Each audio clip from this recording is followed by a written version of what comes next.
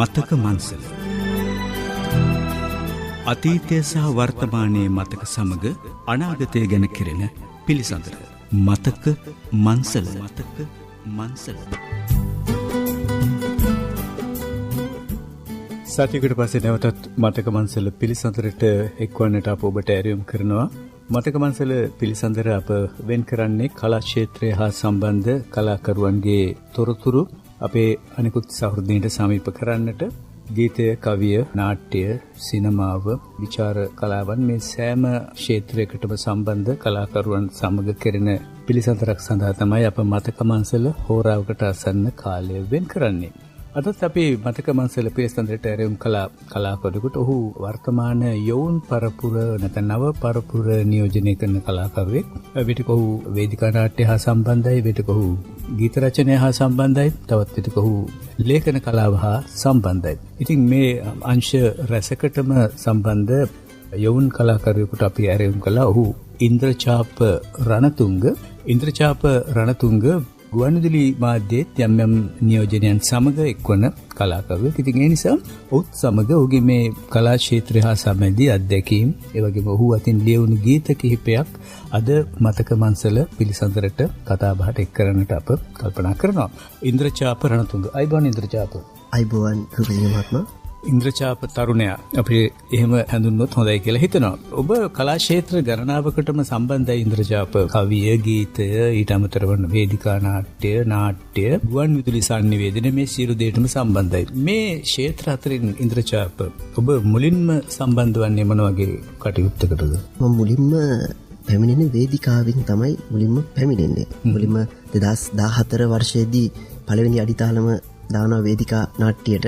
ඒ මේ රජරට සේවයේම පිටිපස්සේ තිබ්බ පොඩි ස්ටේජ් එකක් එලිමහන් රංග පිරියක් තිබ්බා. දැන් තියෙන එක නෙමෙයි මම හිතන්නේ. දැන් තියෙන එක නෙමෙයි, ඊට කලින් තිබ්බ එක. ඒකෙන් තමයි මුලින්ම අත්පොත් තබන්නේ මේ වේදිකා නාට්‍යයට. කවුද ඔබට ගුරුහරුකම් දුන්නේ? මුලින්ම පවුලෙන් තාත්තා මුලින්ම මේ ශාස්ත්‍රයට මාව දානවා. ඔහු තමයි කියන්නේ මේ ශාස්ත්‍රයේ යන්න ඔයාට අවශ්‍ය තැනදී ඔයාට අවශ්‍ය නියෝජනය හම්බෙයි කියලා. ඔබේ පියා සම්මානලාභී වේදිකා නාට්‍යකරුවෙක්. සරත් රණතුංගයන් වගේ පියාණන්. ඔහුත් මේ කලා ශාස්ත්‍රය තුළ දැවැන්ත කාර්යභාරයක් ඉෂ්ට කරපු දක්ෂ ලේඛකයෙක්, දක්ෂ රචකයෙක්. උතුරුමැද කලාවුලෙල වගේ අවස්ථාවලදී ඔබේ පියාට ජයග්‍රහණ රසක් ලැබිලා තියෙනවා. මම හිතන්නේ පවුලේ ආభాෂය තමයි ඔබට ලැබෙන්නට ඇත්තේ නේද? ඒකත් තියෙනවා මේ රුක්සිංහ මහත්මයා. මොකද එතනින් ලැබිච්ච තල්ලුව නැත්නම් එතනින් ලැබිච්ච දේ තමයි අද මේ තත්වයකට එනකම් මාව අරගෙන ආවේ. ඔබ නිරතවන කලාවේ ඔබේ මුල්ම ගුරුවරයා පියා. හොඳයි. ඊට පස්සේ මුලින්ම රජරට සේවයෙන් ඒ පිටිපස්සේ තිබ්බ වේදිකාවෙන් ආරම්භ වෙච්ච වේදිකා නාට්‍ය ආරම්භ වෙච්ච දේ අද වෙද්දී වේදිකා ගීත නාට්‍ය කලාවට පිවිසිලා වේදිකා ගීත නාට්‍ය කලාවෙන් පොඩ්ඩක් එලිමහනට ඇවිල්ලා එලිමහනෙන් තමයි අනිත් ගීත ශාස්ත්‍රයට සාමාන්‍ය අපි කියන්නේ සරල ගීත රචනා කලාවට එළවෙන්නේ.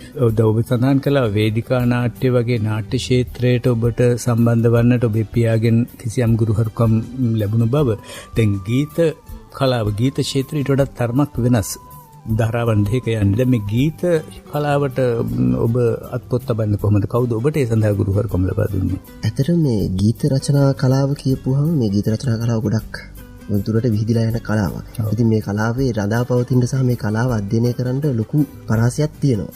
ඉතින් මේ කලාවට අත්පොත් තබන්න මුලින්ම කිසිම කෙනෙක් කියන්නේ සහයෝගයක් දුන්නේ නැහැ. මෙහෙම කරන්න පුළුවන්, ඔයාලට මෙහෙම පුළුවන් කියලා. මම මේ දේ හොයාගෙන ඊට පස්සේ මේ ගීත රචකෙක් ඉන්නවා රොබින් මහත්මයා ආදරය කරන මේ ගුවන් සංස්ථාවෙත් හොඳ ප්‍රසිද්ධ නිවේදකෙක්, ගීත රචකයෙක් ප්‍රේමකීර්ති අල්විස් මහත්මයා.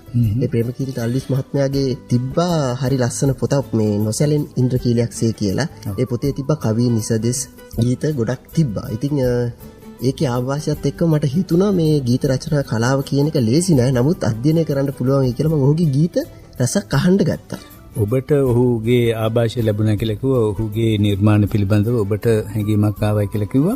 දැන් ඔබ නියෝජනය කරන પરම්පරා කීපයකට ඉහත પરම්පරාව තමයි අපි නියෝජනය කරන්නේ. අපටත් ගුරුහරුකම් දුන්න කලාකරුවෙක් නැත්නම් ගේපද රචකයෙක් තමයි ප්‍රේමකීර්ති දාලුස් කියලා කියන්නේ. પરම්පරා ගණනාවක නියෝජනය ඔහුගේ ගීත කලාව තුළ තියෙනවා. ප්‍රේමකීර්ති වගේ කෙනෙක්ගේ මේ ගීතවලින් ඔබ ලබාගත් ආభాෂය මොකක්ද? ප්‍රේමකීර්ති අල්විස් මහත්මයා කියලා කියන්නේ සමාජයත් එක්ක ගොඩක් ගැටිච්ච පුද්ගලයෙක්නේ. විශේෂයෙන්ම ගුවන්විදුලි සංස්ථාව තුළ ලොකු පෙරලියක් ලක් කරපු මේ ධන්වේදකේ. ඉතින් මේ ගීත ශ්‍රේෂ්ඨය ගත්තාම ප්‍රේමකීර්ති මහත්මයාගේ සරල වචන, ගැමි ව්‍යවහාර වචන, සමාජීය වචන තමයි ගොඩක් දුරට පාවිච්චි කරේ. ඒ කියන්නේ අපි මේ ජීවත් වෙන සමාජෙම අපි අරගෙන ගෙන්දගම් පොළේ ජීවත් වෙනවා කියලා. මෙන්න මේ ගෙන්දගම් පොළේ ජීවත් වෙච්ච මිනිස්සුන්ගේ වචන තමයි මෙතුමාගේ ගීත සාහිත්‍යයට යොදාගත්තේ. මෙතුමා විසින් වෙනම ගීත සාහිත්‍යයක් මේ ගීත සාහිත්‍යයට එකතු කරා. ඒ කියන්නේ අර ඔහු තැනක ඔහුට කියනවා මේ ප්‍රේම නොවු ප්‍රේම. ඒ කියන්නේ එක රාමුවකට කොටු නොවි මේ ඔහුගේ ගීත රචනා කලාව විතරින් ඔබට අරන් ගිහලා මේ සමාජයට ඉන මිනිස්සුන්ට හිතට වදින විදිහට මේ වචන රචනා කරලා තිබ්බා. ගුරුකුලවලට සම්ප්‍රදායන් වලට රාමුගත වුණේ නැහැ. ඔහු බොහොම විවෘතව ඔහුගේ ගීත රචනා ඉදිරියට ගෙනාවා කියන එක අපිත් දන්නා කරුණක්. දැන් ඔබ එබඳු දීපද රචකයන්ගේ කලාකරුවන්ගේ ඇසුර ලබා ගැනීම, ආభాෂය ලබා ගැනීම වඩාත් වැදගත් වෙනවා. අපි තවදුරටත් ඉදිරියට කතා කරමු ඉන්ද්‍රචාප මේ ඔබේ නිර්මාණ කටයුතු පිළිබඳව.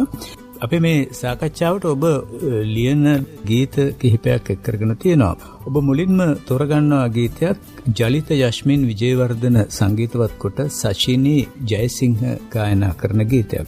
මේ දෙන්නම ඔබේ සම වයස්වල පසුර නිර්මාණකරුවන්. ඔව් මේ රූපසිංහ මහත්මයා මේ ජලිත යශ්මින් විජේවර්ධනන් කියලා කියන්නේ අපේ ආදරණීය සංගීතවේදී කරුණාරත්න විජේවර්ධනයන්ගේ පුතා. ඉතින් මේ ඔහුන්ගේ ආభాෂය ලැබීමත් ඔහුන් එක්ක කටයුතු කරන්න ලැබීමත් ඇත්තටම ගොඩක් සන්තෝෂයි. මේ වගේ නිර්මාණවලදී ඔය නිර්මාණයත් මේ සිද්ධ වෙන්නේ රූපසිංහ මහත්මයා 2018 අවසානයේ 2019 මුල වගේ තමයි ඔය ගීතය මගේ අතින් රචනා වෙන්නේ. ගීතයට අපිට දායකත්වය ලබා දෙනවා සසින් ලෝචනා ජයසිංහ. ඒකත් අපේ පරපුරේම අපේ ගායිකාවකින් තමයි ඔය හඬත් හම්බෙන්නේ. මේ ගීතේ තේමාව දැන් අපි ගොඩාක් මේ තරුණ පරම්පරාව තුළ මේ ප්‍රේමය සහ ප්‍රේමයත් තුළින් ඇතිවෙන විරහව ගැන හරියට කතා කරනවානේ. එතකොට ඒ තුළින් ඇතිවෙන විවිධ කමුකටොළු විවිධ දේවල් ඇති වෙනවා. එතකොට මේ විවිධ දේවල් තුළදී මේ මිනිස්සුන්ගේ හැඟීම් ප්‍රකාශ කිරීමේ විවිධ ක්‍රම වේද තියෙනවා. එතකොට මේ ප්‍රකාශනයේදී සමහර වෙලාවට තව කෙනෙක්ව මරලා එයාගේ තියෙන දේ කියනවා.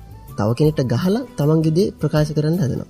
නමුත් ඊට වැඩිය හරි සොඳුරුයි වචනකින් තව කෙනෙක්ට දෙයක් කියන්න පුළුවන්. තව කෙනෙක්ගේ තියෙන හැඟීම ප්‍රකාශ කරන්න පුළුවන් වචනෙන් හොඳයි කියලා මට හිතුණා.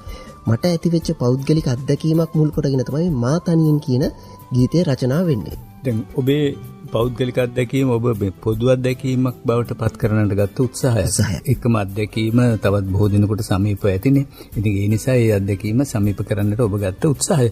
මේ ගීතය ලියනකොට ඉන්ද්‍රචාප ඔබේ අදහසක් තිබුණාද මේ සඳහා සංගීතය නිර්මාණය කරන්නට? එහෙම නැත්නම් මේක ගායනා කරන්නට යොදා ගන්න ශිල්පීන් පිළිබඳව පූර්ව තීරණයක් ඔබේ තිබුණාද? නැත්නම් ලිවට පස්සේද තීරණය වුණේ? මුලින්ම තීරණයක් තිබ්බා. මම කලින්ම මේ ජලිත සහෝදරයාට කිව්වා මට මෙන්න මෙහෙම එකක් තියෙන අයිඩියා එකක් තියෙනවා. මට පුළුවන් ද මට මෙහෙම ලියලා දුන්නොත් මට සංගීතය සපයලා දෙන්න කියලා. ඊට පස්සේ කිව්වා ඔයා ලියලා වචන ටිකත් එක්ක අරන් එන්න අපි එතනින් වැඩේට බහිමු කියලා. ඊට පස්සේ මම ඔය නංගිටත් කියලා තිබුණා නංගි මට මෙන්න මේ අදහසක් තියෙනවා. මට එහෙම වුණොත් ඔයාගෙන් හඬ දායකත්වය ලබා දෙන්න කියලා. දෙන්නගේම කැමැත්ත මත මම ওই වචන ටික ලියනවා. ලියලා මේ පුංචි මම গিitar එකෙන් පොඩ්ඩක් තනුවක් නිර්මාණය කරගෙන මම ජලිත ගාවට යනවා. මම කියනවා ජලිත මෙන්න මේක තමයි මගේ තනුව. පුළුවන් නම් මේක තව ටිකක් හොඳට හදලා කරලා අපි ගමු කියලා. එයා ඒ තනුවට කැමති වෙනවා. ඊට පස්සේ තනුව තව අඩුපාඩු තිබ්බ ටික හදලා සංගීතවත් කරලා සමාජයට ඉදිරිපත් කරන්න වඩා දායකත්වය ලබා දෙනවා.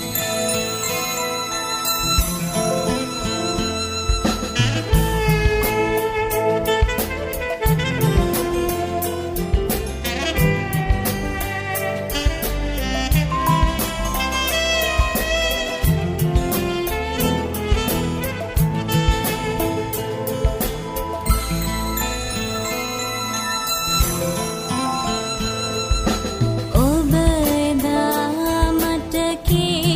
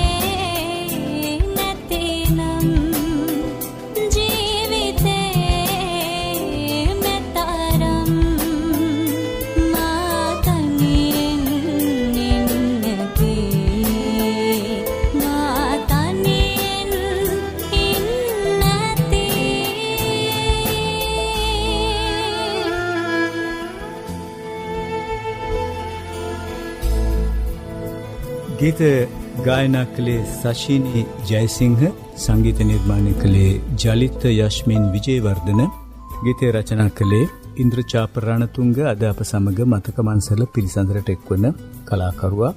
ඔහු වත්මන් තරුණ පරපුර නියෝජනය කරන කලාකරුවෙක්. ඉන්ද්‍රජාප, දැන් ඔබ ගීත ලියනවා, ඊට අමතරව දැන් ඔබ කලින් ඔබ වේදිකා නාට්‍යවලට සම්බන්ධ වුණා කියලා ඒ පිළිබඳවත් කතා කරමු. ඊට අමතරව මේ ඔබ පොතක් ලියනවා මම සහ මගෙන් කියලා. කොමන් ජීවිතයේ අන්කොමන් සිතිවිලි. අපි සාමාන්‍ය විදිහට ගත්තොත් මේ පොදු ජීවිතයේ පොදු නොවන සිතිවිලි හැටියට තමයි ඔබ මේක නම් කරන්නේ. මම සහ මගෙන්.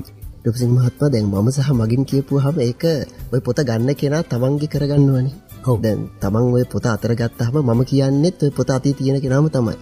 මගින් කියලා කියන්නේ මට ලැබෙන අත්දැකීම්, මගේ ජීවිතය තුළ ඇතිවෙච්ච දේවල් මේ පොත ඇතුළට අන්තර්ගත කරලා තියෙනවා.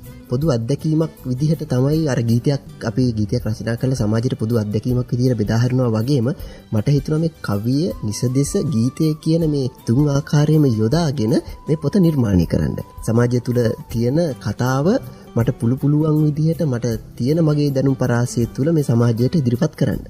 දැන් මේ කෘතිය ඔබ නිර්මාණය කරන්නේ 2023 වසරේ. ඔබ මෙහි සඳහන් කරනවා මේක කාටද කියලා සටහනක් දාලා, හුදෙක් මේ නූතන සමාජයේ ගැටෙන තාරුණ්‍ය උදෙසාම. ඊට පස්සේ ඔබ නැවතත් ලියනවා කර්තෘගේ කියමන. ඒ කියන්නේ ඔබේ කියමන.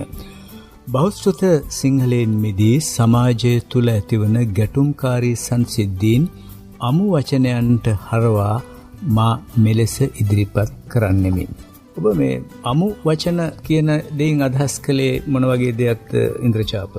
ඇත්තට මේ අමු වචනයන් කියලා රුපසිංහ මහත්මයා මේ අදහස් කරන්නේ මේ සමාජයේ තියෙන අපි ව්‍යවහාරික භාෂාව තියෙන, කියන්නේ සාමාන්‍ය අපි සාහිත්‍යයෙන් පොඩ්ඩක් අයින් වෙලා අපි සාමාන්‍ය අපි කතා කරන භාෂාව තියෙන්නේ.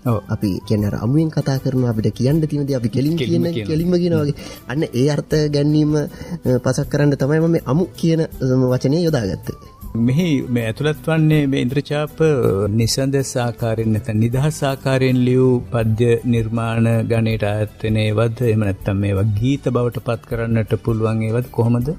මේක රුපසිංහ මහත්මයා අතර මේ කවිය, නිසදෙස, ගීතය කියන තුන් ආකාරයෙන්ම මම මේ පොතට ඇතුළත් කරලා තියෙනවා. මොකද ඔය තුන් ආකාරයකටම කැමති පුද්ගලයන්, කැමති පිරිස් මේ සමාජය තුළ ඉන්නවා. එතකොට ඔවුන්ට කැමති නිර්මාණයක් ඕක ඇතුලේ තියෙනවා නම් තමන්ගේ ජීවිතයට ඒක සමීපන වැළඳ ගනී කියලා හිතනවා මම. දැන් මෙහි එක් නිර්මාණයක් තියෙනවා, ඉතාමත් කෙටි පේලි 4ක් තියෙන පසුවට කියලා තියෙනවා.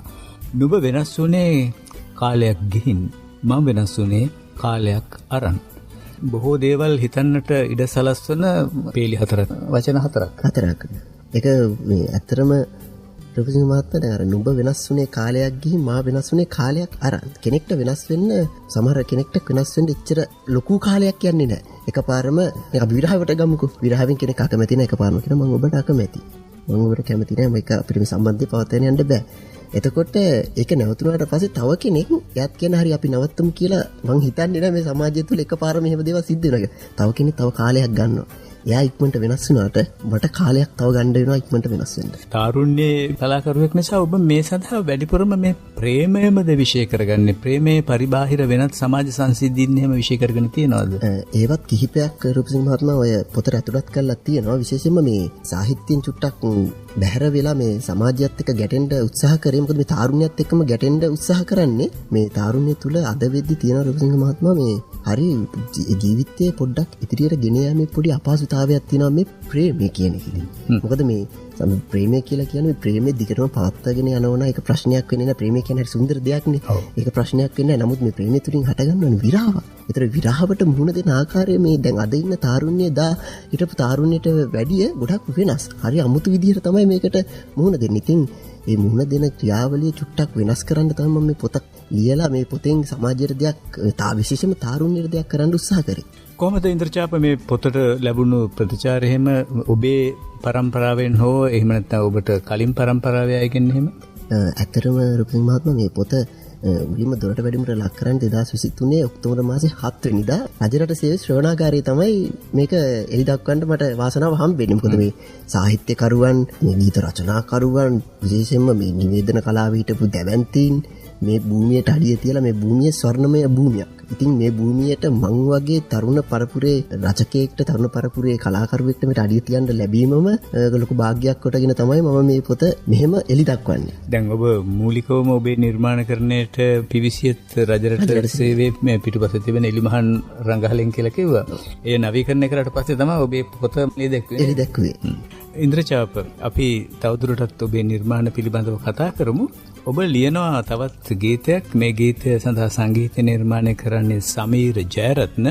සිස්කෝ ජෝසප් තමයි මේ ගීතය ගායනා කරන්නේ. සිස්කෝ ජෝසප් කියලා කියන්නේත් මේ ඉන්ද්‍රචාප මේ අපේ පරම්පරාවේ සිටි දක්ෂ මේ සංගීතඥයෙක්ගේ පුතෙක්. ඔහුගේ පියා හර්මන් නිව්ටන් පෝල් රජරට ප්‍රදේශයේ සංගීත කණ්ඩායමක් තිබුණා ගෝල්ඩන් සෑන්ඩ්ස් කියලා. මේ ගෝල්ඩන් සෑන්ඩ්ස් සංගීත කණ්ඩායමේ රිද්ම් ගිටාරය වාදනය කරමින් බොහෝ වෙලාවට මේ බටහිර ගීත ගායනා කළ දක්ෂ ගායන ශිල්පියෙක් තමයි සිස්කෝගේ පියා. සිස්කෝටත් ඔහුගේ පියාගේ ආభాෂය ලැබෙන්නට ඇති මේ සඳහා. ඒකත් හරි අපූර්ව අත්දැකීමක්.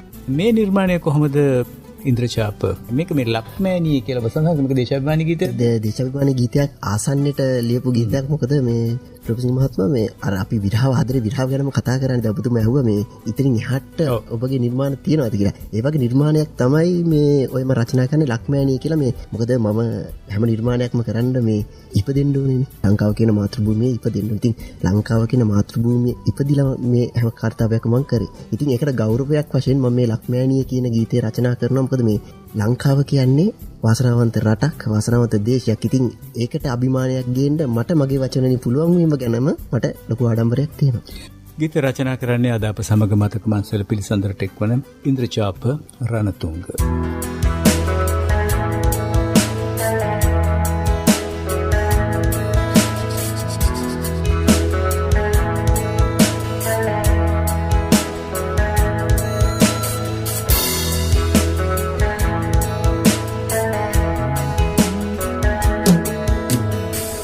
දෙසින් මුළු රට වටින් එකතු වී සැම ආදරෙන් සිහනදින් සිව් කුල මතින් ඔපදමයි ලක්මෑණියන්.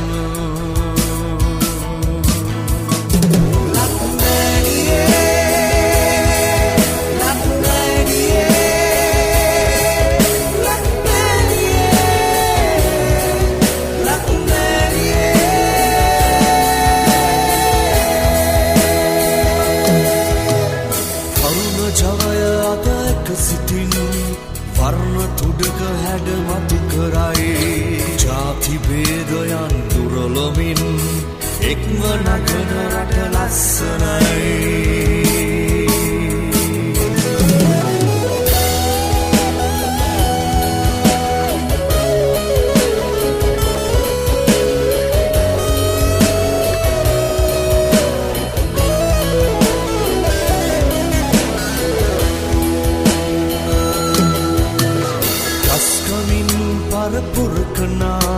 සිතුවමින් සිත්තම් කරයි හැඩ කරනා මව්බිම පුරා වර්ණ රාවය පතුරවයි.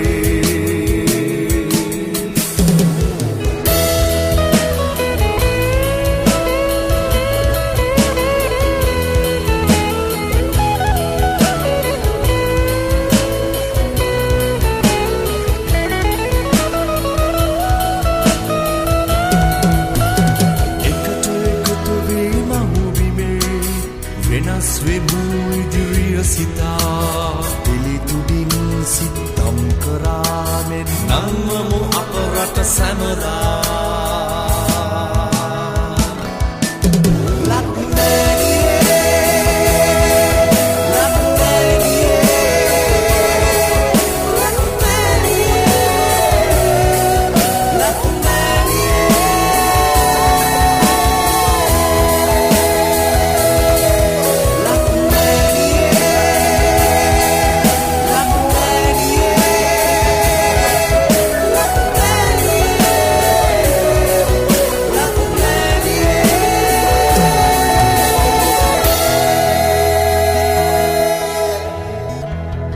ගීත ගායනා කළේ සිස්කෝ ජෝසප්, සංගීත නිර්මාණය කරේ සමීර් ජයරත්න, ගීත රචනා කළේ ඉන්ද්‍රචාප රණතුංග ඔහු අද අප සමග මතක මංසල පිළිසඳරට එක්වන අපේ කලාකරුවා. ඔහු නියෝජනය කරන්නේ වර්තමාන තාරුණ්‍යයේ කලාකරුවන්.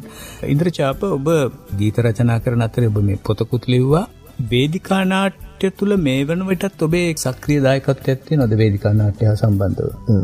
රූපසිංහ මහත්මයා මොකද මේ සක්‍රීය දායකත්වය මට ලබා දෙන්න සිද්ධ වෙනවා සම ලබා දෙන්නේ හරි අවංකව. මොකද මම පියුසියේ වේදිකා නාට්‍යයේන්නේ. වේදිකා නාට්‍ය තුලින් තමයි මම මේ ශ්‍රේෂ්ඨයට එන්නේ. ඉතින් එතනද ඒ ගෞරවයක් වශයෙන් මම වේදිකාවත් එක්ක අදටත් ඉන්නවා. මම 2019 වර්ෂයේදී මම වේදිකා නාට්‍යයකින් මම සම්මානය කරන උතුරුමැද කලාවුල්ල තුර හොඳම වේදිකා ආලෝකකරණයට හිමි ප්‍රධාන සම්මානය මම ලබා ගන්නවා.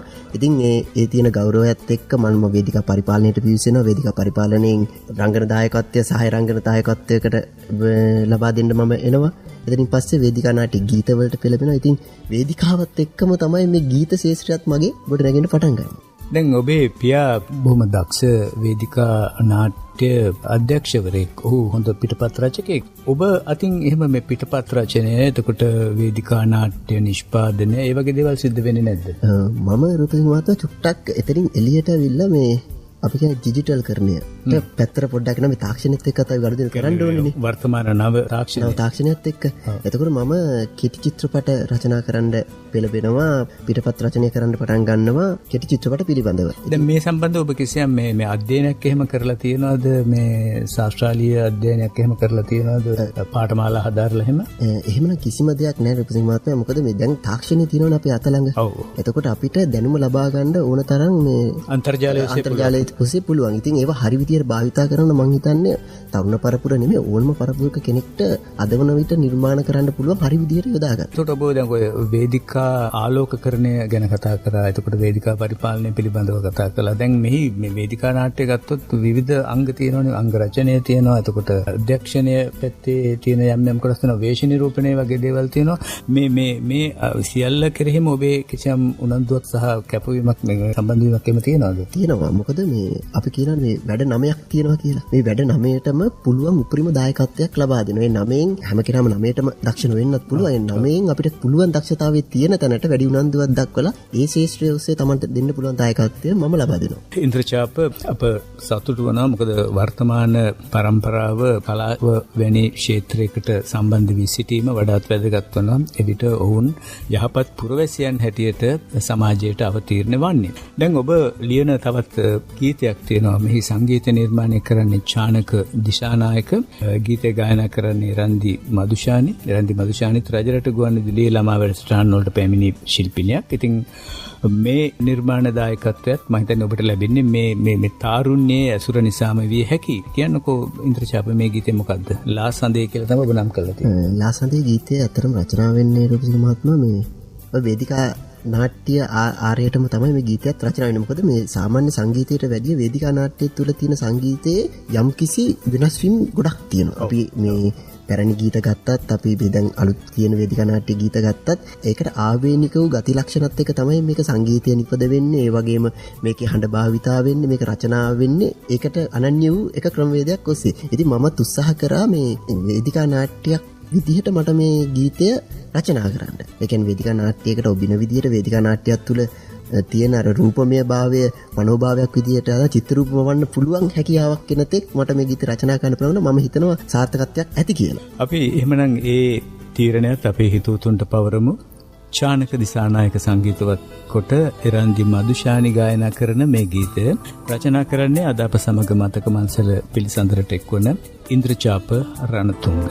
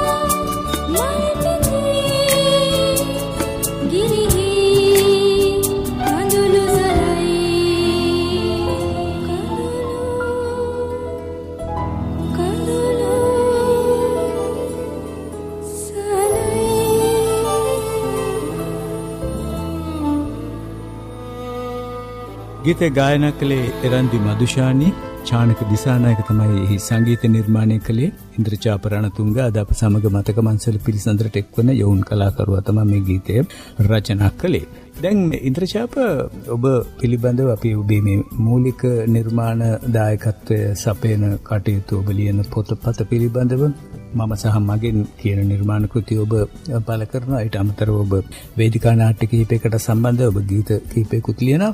මේ වන විට ඉන්ද්‍රචාප ඔබ මොන වගේ කාර්යයකද නිරතව සිටින්නේ? මේ වන විට මගේ පෞද්ගලික රැකියාව සහ මේ කලාව කියන දෙකම සම්බරව කරගෙන යනවා. විශේෂයෙන්ම රුපසිංහ මහත්මයා දැන් ගීත රචනා කලාවට තමයි සහ මේ ලිවීම කලාව තමයි දැන් ජීවිතේ කරගෙන තියෙන්නේ. ලියන එක. දැන් මේ වගේ කටයුත්තක් ලියන එක අපේ ජීවිතයට සම්බන්ධ කරගෙන වඩාත් වැදගත් වෙනවා. නමුත් ඇතම් කෙනෙක් කියනවා මේ කලාව වෘත්තියක් කරගෙන ජීවත් වීම බොහෝ වෙලාවට දුෂ්කරයි. එය වෘත්තියක් කරගන්නට පුළුවන් වන්නේ කලාව විකුණන්න පුළුවන් නම් නැත්නම් අලෙවි වෙනවා නම් විතරයි කියලා. දැන් ඔබ නිර්මාණය කරන දේවල් වලට එහෙම අලෙවියක් කරගන්න ඉඩ ප්‍රස්තාවක් තියෙනවද? අතර රුපින් මාත්‍යා දැන් මේ වාණිජකරණයත් එක්ක මේ හැම කෙනෙක්ම උත්සාහ කරනවා තමන්ගේ තියෙන ස්කිල් එක නැත්නම් මේ තියෙන දක්ෂතාවය විකුණලා හම්බ කරගන්න. මං හිතන්නේ අතන වැරද්දක් තියෙනවා කියලා නිර්මාණය. නෑ එහෙම වැරද්දකුත් නෑ. මොකද තමන්ගේ දක්ෂතාවයෙන් ප්‍රයෝජන ගන්න. මොකද රස්සාවක් කරත් අපි කම්පැනි එක වැඩ කරත් අපි කොතන වැඩ කරත් තමන්ගේ දක්ෂතාවයට තමයි මේ තමන්ට ගෙවීමක් කරන්නේ. ඉතින් මේ කලා ශාස්ත්‍රය ඔස්සේ හැබැයි හම්බ කරන්න හරි අමාරුයි. ඔබතුමා දන්නවා මේ ශාස්ත්‍රය තුල හිටපු කෙනෙක් විදිහට කලාව තුලින් කොහොමද හම්බ කරන්න පුළුවන්ද බෑද කොච්චර දුෂ්කරද කියන එක ඔබතුමා හොඳටම දන්නවා. ඉතින් මමත් හිතන්නේ මේ කලාව තුලින් මම මුලින්ම හම්බ කිරීමට වඩා මම බලන්නේ මගේ නිර්මාණය මට කරන්න පුළුවන් ක්වොලිටි එකක් නැත්නම් මට කරන්න පුළුවන් හොඳ සුබහැදිත්වයෙන් තමයි මේ සමාජයට දෙන්න උත්සාහ කරන්නේ. ඉතින් ඒ තුල යම් තැන්වල වටිනාකම් හම්බ වෙනවා. මම නැහැ කියන්නේ වටිනාකම් හම්බ වෙනවා. නමුත් අර ජීවත් වීමේ පරමාර්ථයෙන් මම මේ කලාව කරලා කලාවෙන් හම්බ කිරීමේ පරමාර්ථයක් ප්‍රදාන කොටගෙන නෑ ජීවිතේ. ඔබ ඔය නිරතවන ඕනෑම කලාවක් ඇත්තට මේ කලාවට වටිනාකම දෙන්නට හැකිවන්නේ ඔබ කරන නිර්මාණය තුළින්. ඒ නිසා මම හිතන්නේ ඔබට ඔබ කරන නිර්මාණ තුළ ඔබට ලැබෙන ප්‍රතිචාර වඩාත් වැදගත් වෙනවා. ඔබ තවත් ගීතයක් ලියනවා. මේ ගීතය ගායනා කරන්නේ මනුල නිම්සර. චාමික දිසානායක මේ ගීතය සංගීත නිර්මාණය කරන්නේ. මේ මනුල නිම්සර සහ චාමික දිසානායක කොහොමද ඔබට හමුවන්නේ? මේ දෙදෙනාත් මේ හමුවන්න ලොකු කතාවක් තියෙන රුපසිංහ මහත්මයා මේ කවුරුත් දන්නේ නැහැ මේ මම සහ මගෙන් කියන පොත නිර්මාණය කරාට පස්සේ මම ওই පොත ඇතුලේ තියෙනවා ගීත 16කට ආසන්න ගීත ප්‍රමාණයක් මම ඕකේ රචනා කරලා තියෙනවා. ඒ ගීතවලට තනු නිර්මාණත් කරලා තියෙනවා. ඉතින් මම පස්සේ කාලෙක හිතුවා මේට අවුරුද්දකට විතර පස්සේ මම හිතුවා පොත නිර්මාණය කළ අවුරුද්දකට පස්සේ මම මේකෙන් ප්‍රසංගයක් කරන්න මට සජීවී ප්‍රසංගයක් කරන්න ඕන කියන අදහස මට ඇති වෙනවා. එතනින් පස්සේ ඔකේ තියෙන ගීතයක් මම ගන්නවා මා නුඹෙන් කියන ගීතය. ඒකට තනුව නිර්මාණය කරනවා මනුල නිම්සර මල්ලිම තමයි මේ තනුව නිර්මාණය කරන්නේ. ඔහු හම්බෙන්නේත් මට මේ රජරට සේ ස්වභාවිත ගීතයට එනවා ඔහුගේ හඬ දීලා යන්න. එතකොට තමයි මට ඔහු හම්බෙන්නේ. එතකොට තමයි මම කියන්නේ මෙහෙම දෙයක් තියෙනවා මල්ලි මට පුළුවන් ද සහයෝගයක් දක්වන්න. හරි අයියේ මම එන තනුව නිර්මාණය කරලා වට එවන්නම් කියලා. මෙයා මට පොඩි ගයිඩ් එකක් කියනවා. මම මේක චාමික දිසානායක මල්ලිගාවට අරගෙන යනවා. මොකද එයාත් ඇවිල්ලා සංගීත ගුරුවරයෙක්. එයාට දැනුමක් තියෙනවා මේ සංගීතය පිළිබඳව ශාස්ත්‍රය පිළිබඳව. ඔහු තමයි මට මේකට සංගීතය නිර්මාණය කරලා හරි අපූර්ව නිර්මාණයක් විදිහට දෙන්නේ. අද මේ අපි අහන්න යන්නේ මගේ අවසාන සංගීත ප්‍රසංගය තිබ්බා මේ අවුරුද්දේ ජනවාරි 25. ඒකේ සජීවීව ගායනා කරපු ඒකේ හඬපටය ඒකේ ගීතය තමයි මම දැන් මේ රස විඳින්න අරගෙන ආවේ. ප්‍රසංගයේ ඉදිරිපත් කළ සජීවී ගීතයේ පටිගත කිරීම තමයි අපි සමීප කරන්නේ. හොඳයි අපි එයත් අලුත් අත්දැකීමක් වේවි. අපි බොහෝ වෙලාවට ඒ බඳු නිර්මාණ ශ්‍රවණය කරනවා ගුවන් විදුලිය ඔස්සේ වගේම අන්තර්ජාලය ඔස්සේ රූපවාහිනිය ඔස්සේ සජීවී පටිගත කිරීම. මේ බඳු අවස්ථාවක් චාමික දිසානායකගේ සංගීත නිර්මාණය මනුල නිම්සර ගීතය ගායනා කරන්නේ.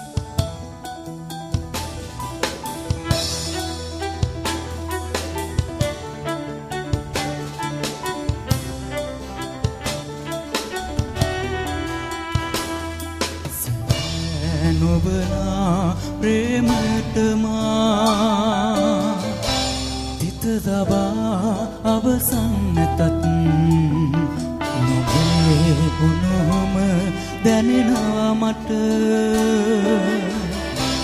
නගින් සිටි ඒ කාලෙත් සැබෑ නොබලා ප්‍රේමටමා තිත දබා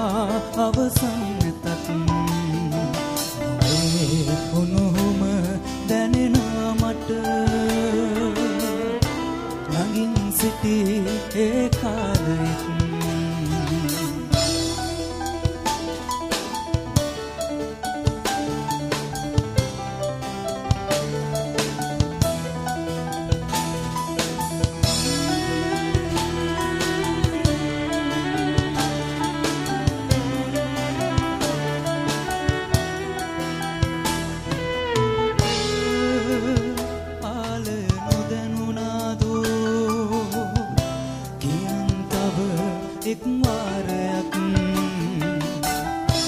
මමද ඉවසමි නුඹෙන් ලැබුමට වෛරහවේ සාපයක්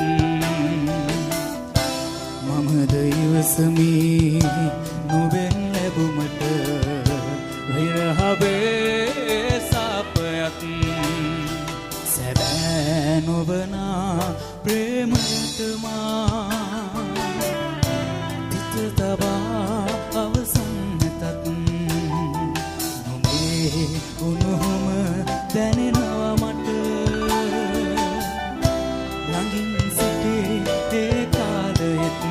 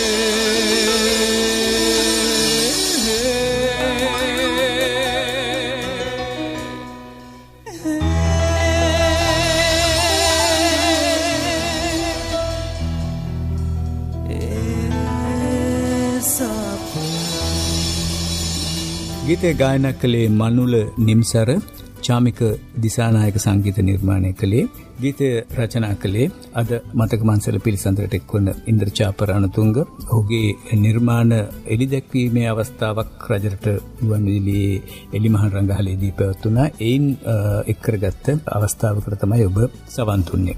ඉන්ද්‍රචාප රණතුංග ඔබ ඔබේ මේ මම සහ මගෙන් කෘතියට ඇතුළත් වන තවත් නිර්මාණයක් අලුත් වැස්සක් මේ බොහෝ වෙලාවට මේ නිදහසාරෙන් ලියවෙන කවිතම ඔබ වැඩි අවධානයක් යොමු කරලා තියෙන්නේ. අනෝරා වැස්සක් වහින්න නෙතේ කඳුළු සේදී යන්නටම සිටිවිලි තනි රකීනම් ආසයි ජීවත් වන්න හැමදාම හැඩ දමා ගලන ගංගාව ලස්සන වුවත් හැමදාම සයුර නිසල්මනේ ඇතත් එහි බියකරු බව නොසිතේද අපි වැටෙන හැම මොහොතකම නැගිටින්න දුක දරන් හැමදාම. මේකත් හරි අපූර්ව අත්දැකීමක්. ඔබ කියන්නේ මේ බොහෝ දේවල් ඔබ කරගෙන අපි අවට තියෙන දේවල් අපි අහලා තියෙන දේවල් මේ සියල්ලම එක් කරගෙන ඔබ කිසියම් කතාවක් නැත්නම් කිසියම් දර්ශනයක් ඉදිරිපත් කරන්න උත්සාහ කළා තියෙනවා. උත්සාහ කරනවා. මොකද ප්‍රොෆෙසර් මහත්මයා අපි අර අපේ ජීවිතේ මොකද මිනිස්සුන්ට අපි ඉන්න මේ ශ්‍රාවකෙක් හෝ වේවා ප්‍රේක්ෂකෙක් හෝ වේවා පාඨකෙක් හෝ වේවා ඔවුන්ට අපි දෙන්න ඕනේ ඔවුන්ට සහ අපිට පොදු අත්දැකීම. මම හිතන්නේ හැමෝටම ආදරේ විරහව කියන එක සහ ජීවිතේ වැටීම්, ජීවිතේ කඩා වැටීම්, ජීවිතේ ගොඩනගා ගැනීම අපි හැමෝටම තියෙනවා. එතකොට එවැනි තැනකදී මම උත්සාහ කරනවා හැම වෙලේම රචනයක් අතින් මම මේ දේ ඇයි මේ සමාජයට දෙන්නේ? ඇයි මේ සමාජය මම මේක බලාපොරොත්තු වෙන්නේ කියන තැන ඉඳලා තමයි මම මේ හැම රචනාවක්ම හැම කවියක්ද නිසදසක්ද හැම දෙයක්ම සමාජයට දෙන්නේ. ඔහු මේක වැළඳගෙන තමන්ගේ ජීවිතයට මේක සමීප කරගනි කියන වටිනාකමින් යුතුව. ඔබ තවත් මෙහරි අපූරු ආකාරයට මේ නිර්මාණ කීපයක් වුණා. මම හිතන්නේ මේවා රාමුගත නොවු නිර්මාණ වලට ඔබත් අර ඔබ කිව්ව ප්‍රේමකීර්ති දල්විස් මේ ෆ්‍රේම් නොවු ප්‍රේම් හැටියට දකිනවා කියලා. දැන් ඔබත් මේ කිසිම රාමුවකට කොටවන්න කැමති නැති බවක් පේන ඔබ ලියන නිර්මාණ දෙකක් තියෙනවා. ඔබ මේක ඉංග්‍රීසියෙන් ලියනවා ඩයරිය කියලා. DAIRY කියලා දාලා යයන් දානවා ඩයරිය. මම ෆේල්ද ඒකත් ඔබ අහන්නේ මම කියන එක සිංහලෙන් ලියනවා ෆේල් කියන එක ඉංග්‍රීසියෙන් ලියනවා. ඔව් උඹ ෆේල්. ඇයි? ඒ උඹේ විදිය හින්දා නැගිටපන් බා. කාටද මේ කියන්නේ? මේක මම විසින් මටම තමයි කියන්නේ. හැබැයි ඔබ ඉන්ට මෙහා පිටුවේ දැන් ඊට අනිත් පිටුවේ ඔබ ලියනවා ඒත් ඩයරිය. දැන් කොහොමද මම හොඳින් අමතක කරන්න පුළුවන් වුණාද? අපි අපේ ජීවිතේ අමතක කරන්න ඕනේ තැන් තාමත් මතක් කරනවා බං. දෙබසක් වගේ. දෙබසක්. ඒක රුපසිංහ මහත්මයා ඔය දෙබස් ඔය කතන දෙබස් එක මම මේ කියන්නේ මම විසින්ම මට හදාගත්ත දෙයක්. අපි රුපසිංහ මහත්මයා අපි එක තැනකදී තනි වුණ වෙලාවක අපි අපිත් එක්කම කතා කරනවානේ. අර අපි කියන්නේ මේ මට මොකද උනේ කියලා මම්මයි කියන ස්වයං කතනය ස්වයං තීරණ ගැනීම මේ වගේ දේවල්. එතකොට මටම අහන මොකද උනේ? ඊට පස්සේ මම්ම කියනවා නෑ මට පුළුවන් මේ දේ කරගන්න. ඒ වගේ පොඩි මං මාත් එක්කම කතා කරන විදිහට මම මාත් එක්කම ගනුදෙනු කරන විදිහට මේ ඇත්තම ජීවිතයේ ඇත්තම දෙයක් තමයි මම මේකට ඇතුළත් කරේ. ඒකයි මේ ඔය මම කියන එක දැන් මම ෆේල්ද කියලා හද්දි මගේ ජීවිතේම වැඩිච්ච තැන් තියෙනවා. ඊට පස්සේ මම ෆේල්ද කියලා. එතකොට මම දන්නවා ඇත්තට මං එතනදි ෆේල් වුණා. ඒතර මම්ම කියන්නේ ඔව් මම ෆේල්. මම ඔබ ෆේල් වුණා. මගේ ජීවිතේට මම කතා කරනවා. ඒකට ඔබ අවසානයේ කියනවා නැගිටපම් බං කියලානේ. ඒ මටම කියනවා ෆේල් තමයි. ඒ ඔයාගේ විදිය හින්දා තමයි ඔයා ෆේල් වෙන්නේ. ඒකින්ද ඔයා එතනින් නැගිටලා ඔයා වෙනත් විදියකට ඔයා හිතන්න ගන්න. එතනින් ඔයා නැගිටින්න ඕනේ කියන එක තමයි මම අර්ථ ගැනීම. අපි අපේ ජීවිතය අමතක කරන්න ඕනේ තැන් තාමත් මතක් කරනවා බං කියලා කියන්නේ. එහෙමත් තියනවාද? එහෙමත් තියෙනවා රුපසිංහ මහත්මයා. මොකද අපේ ජීවිතයේ සමහර සිතුවිලි සමහර දේවල් තියෙනවා අපිට අමතක කරන්න බෑ. ඉතින් අමතක කරන්න බැරි තැන මම අහන්නේ ඒකයි. මම අහනවා මට ඇත්තටම අමතක කරන්න පුළුවන් වුණාද? තාමත් බෑ. ඒක මොකද අපේ ජීවිතය අමතක කරන්න බැරි තැන් තාමත් මතක් කරනවා. ඕනම තැනක රුපසිංහ මහත්මයා කෙනෙක් ඔයා මාව අමතක කරන්න, ඔයා මාව දාලා යන්න, අර අමතක කරන්න, මේක අමතක කරන්න කියලා කියනව නේද? අපි අමතක කරන දේ නැවත ඒක අමතක කරන්න ඕන හින්දා මතක් කරන්නේ නැද්ද? ඒකින්ද හැම නිතරම අමතක කරන්න ඕන දේ තමයි අපේ ඔළුවට මුලින් එන්නේ. ඒක මේ ඉන්ද්‍රචාප මම හිතන්නේ මේ ප්‍රේමයට පමණක් ලඝු කරන්න බෑ. අයින් එහා ගිය සිතුවිලි වලටත් ඒක බලපාන. සමාජයේ පොදුවේ ගත්තොත් රුපසිංහ මහත්මයා හැම තැනටම මොකද වැදගත් වෙන කොතනට ගියත්. ඔබ තාරුණ්‍ය නියෝජනය කළත් ඔබ තරමක් පැසුණු අත්දැකීම් සහිත අයගේ ඇසුර ඔබට ලැබෙන නිසා මම හිතන්නේ ඔබේ ඒ තාරුණ්‍යයට වඩා ඔබ තරමක් ඉදිරියෙන් සිතන කෙනෙක් හැටියට අපිට දැනෙනවා ඉන්ද්‍රචාප. දැන් ඔබ ලියන තවත් ගීතයක් තියෙනවා. අපි ගීතයට කලින් මට හිතෙනවා ඉන්ද්‍රචාප ඔබෙන් අහන්න. දැන් ඔබ නියෝජනය කරන මේ ඔය තරුණ පරපුර තාරුණ්‍ය පිළිබඳව විවිධ අත්දැකීම් අපිට තියෙනවා. වුන් බොහෝ වෙලාවට කලාව, සංගීතය, ක්‍රීඩාව වැනි ක්ෂේත්‍රයන්හි නිරත වන අයත් ඉන්නවා.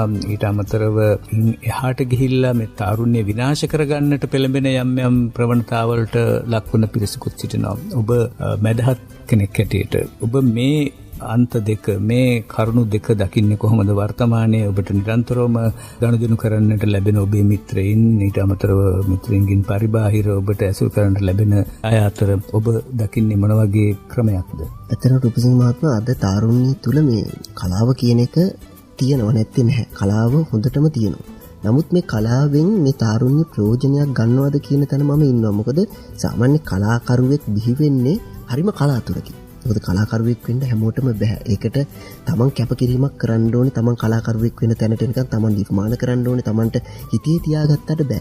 මට මෙහෙම දෙයක් ආව මං හිතේ තියන්නේ නැහැ. හිතේ තියාගන්න ඕනේ. තමන්ට අකුරු ලියන්න පුළුවන්. තමන්ගේ භාෂාව පුළුවන් නම් තමන්ට පුළුවන් ඒක වචනකින් ලියන්න. තමන්ට තියෙන වේදනාවක් වචනයකට හරවන්න පුළුවන් වෙන්න ඕනේ. මොකද මේ සාහිත්‍යකරුවන්ගෙන් ගොඩාක් ගත්තාම තමන්ට තියෙන අත්දැකීම් බහුල විදිහට යොදාගෙන තියෙනවා තමන්ගේ නිර්මාණ වලට. සමාජය සහ තමන්ගේ තියෙන අත්දැකීම්. ඔහුන් තුර තියෙන මේ නිර්මාණකරුවා හංගගෙන තියාගන්න එපා. මේ නිර්මාණකරුවා හංගගෙන තියාගෙන වර්තමාන තාරුණ්‍ය කරන්නේ මොකද්ද? පරිගැනීමකට ලක් කරනවා. සමාජයත් පරිගැනීමකට ලක් කරනවා. තමන්ට සිද්ධ වෙච්ච ක්‍රියාවලිය තමන්ට පරිගැනීමක් වගේ දකිනවා. තමන් තමන්ගෙනුත් පරිගන්නවා. මෙහෙම වෙන්න ඕනේ නෑ. මේ කලාව කියලා කියන්නේ පරිගැනීම නෙමෙයි.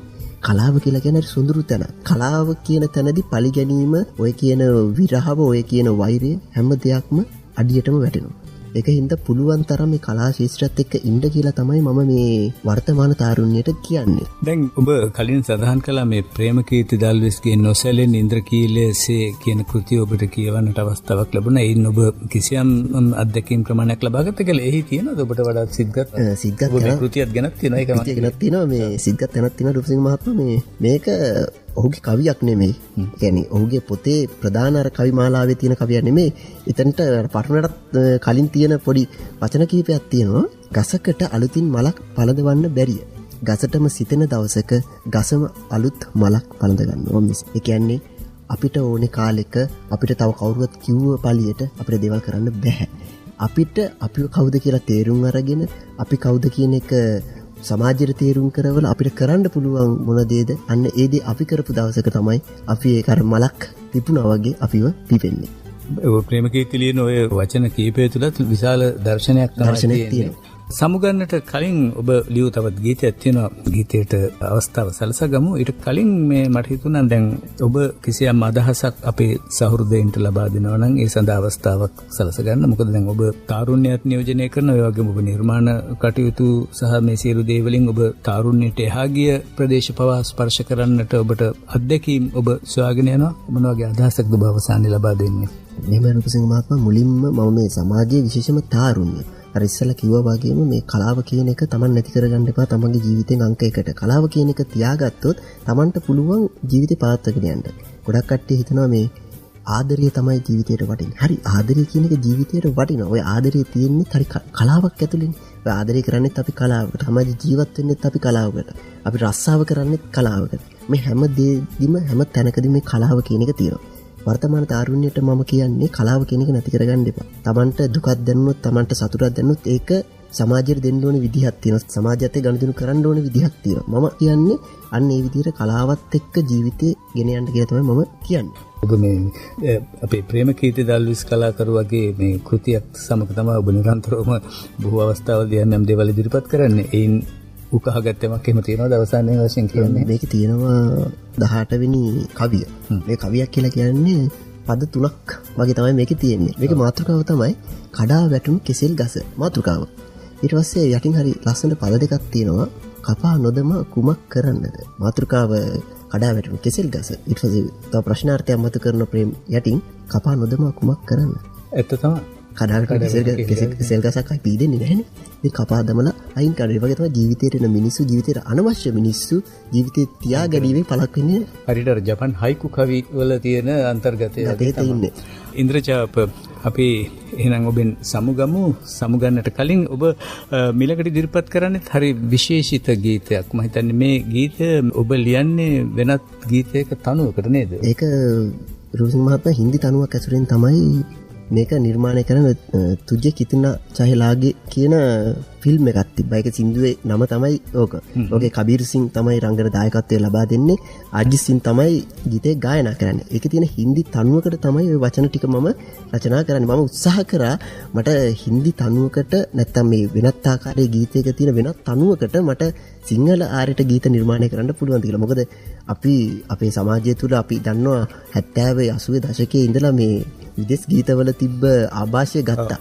ඊටත් කලින් ඉඳලමත් තිබුණා මේ වෙලාවට වෙනත් ගීත තනු වලට සිංහල ගීත තමයි රචනා වුනේ. විශේෂයෙන්ම මේ හරි ආදරය කරන චරිතයක් ඉන්නවා තව කරුණා තබේසේකරයන්. මොකද බොහෝ දුරට හින්දි තනු වලට හරි සාධාරණීය වචන නිර්මාණය කරපු ගීත රචකයෙක් තමයි කරුණා තබේසේකරයන් කියලා කියන්නේ. ඔව්. අපත් දන්නා පරිදි ඒ සඳහා ඉතාම සුදුස්ස තමයි ඔහුට මේ හින්දි ගීතය එකවර අපි අහලා තියෙන කාරණේ තමයි හින්දි ගීත එකපාරක් ඇහුවට පස්සේ ඔහුට වැඩි වෙලාවක් යන්නේ ඒ තනුවට ඉතාමත් අපූර්ව සිංහල ගීත නිර්මාණය කරනවා. සමහරවිට හින්දි ගීතයටත් වඩා ජනප්‍රිය වෙනවා ඒ සිංහල ගීත. මොකද මම එතුමාවත් මතක් කර යුතුමයි රූපසිංහ මහත්මයා. මොකද අපිට හමු වෙලා නැහැ. අපි සජීවීව දැකලා නැහැ. අපි රූපයකින් ඔහුගේ නිර්මාණයකින් අපි ඔහුව දකිනවා ඇරෙන්න අපිට ඒ ආభాෂය එතුමන්ලාගේ ආభాෂය ලැබෙන්න හම්බුනේ. මොකද කරුණා තබේසේකරයන් කියන්නේ ප්‍රේමකීර්ති අල්විස් මහත්මයාගේ ගුරුවරයා. ඉතින් මේ ශ්‍රී ලංකා ගුවන්විදුලි සංස්ථාවේ හිටපු ප්‍රබලම නිවේදක තැනැත්තෙක්. මොකද මමත් මේ ශ්‍රී ලංකා ගුවන්විදුලි සංස්ථාවට සම්බන්ධ වීමත් එක්ක මේ රජරට සේවයට සම්බන්ධ වීමත් එක්කම මට මේ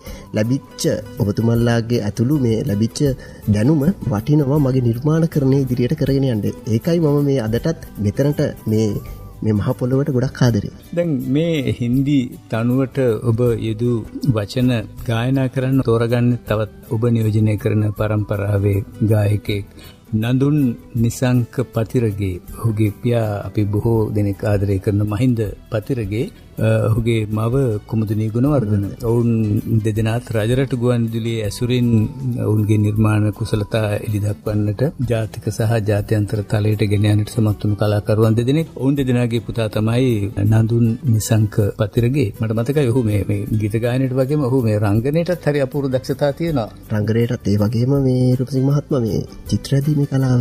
චිත්‍රයේදී කලාවත් හොඳ ඔහුගේ පියාණන් ඇවිල්ලා හොඳ චිත්‍ර ශිල්පියෙක්. මොකද අපිට ගුවන්විදුලි සංස්ථාවේ රජරට සේවයේ කොරිඩෝවට එද්දිම මේ කපුගේ කොරිඩෝවේ තියෙන කපුගේ මහත්මයාගේ රූපේ සජීවී ලෙස වගේ ඇඳලා තියෙන්නේ මේ ජීවමානව ඇඳලා තියෙනවා. ඉතින් මේ මට හරි නිහතමානී ආඩම්බරකමක් දැනෙනවා ඔබතුමන්ලා ඇතුළු මේ වගේ පිරිසක් මට ආభాසයට ගැනීම සහ මගේ නිර්මාණ කටයුතු වලට මාවම යොදාගත්ත විදිය මට හරි පුදුමයක් දැනෙනවා මේ විදියට. හොඳයි එහෙමනම් අපි මේ ගීතයත් සමගින් සමු ගනිමු ඉන්ද්‍රචාප. මතක් කරන්න එහෙම කවුරුන් හෝ සිටිනවද ඔබට සහාය දුන්න අය එහෙම?